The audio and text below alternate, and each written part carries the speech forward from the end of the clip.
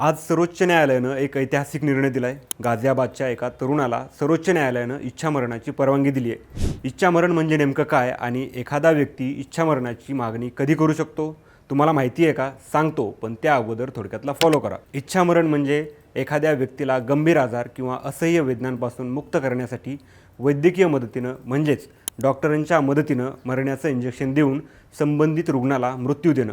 जेव्हा एखाद्या व्यक्तीचा आजार बरा होणं अशक्य असतं आणि जगणं केवळ वेदनादायी ठरतं, तेव्हा त्या व्यक्तीला सहन कराव्या लागणाऱ्या असह्य वेदनांपासून मुक्तता मिळवता यावी यासाठी इच्छामरणाची मागणी केली जाते। एखादा व्यक्ती इच्छामरणाची मागणी कधी करू शकतो?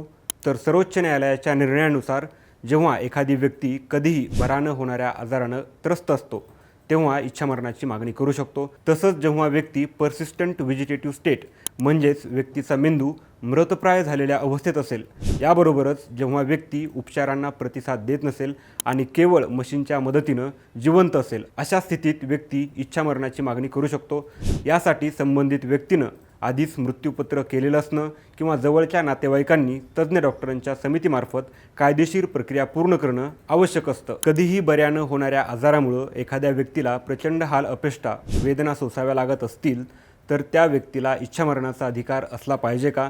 याबाबत तुमचं मत कमेंटमध्ये नक्की कळवा आणि अशाच महत्त्वाच्या अपडेटसाठी थोडक्यातला इन्स्टा व फेसबुकवर फॉलो करा आणि यूट्यूब चॅनलही सबस्क्राईब करा। बातमी म्हणजे थोडक्यात।